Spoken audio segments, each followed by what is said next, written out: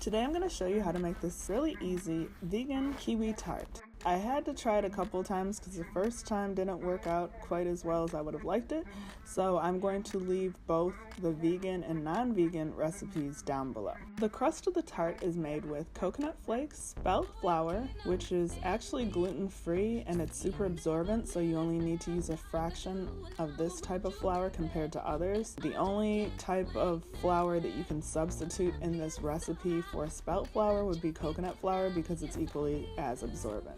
You got to keep your eye on this when you put it in the oven.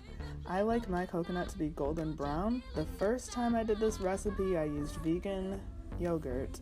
I didn't quite like the taste of it, so I had to add a lot of extra agave and vanilla in order to make it taste to my liking. So the second time around I tried it, I did use Greek yogurt, which is a little thicker, and it was already flavored vanilla, so I didn't add any extra sugar to it. You want to make sure that your crust is completely cool before you pour in the yogurt, and then you're going to put that in the refrigerator for 30 to 60 minutes before you place the fruit on top. Once it's chilled, you can put the kiwi on top in any design that you like, and I think this is a really simple and quick dessert or even breakfast, because basically you just have a coconut crust with yogurt and fruit, kind of like a parfait.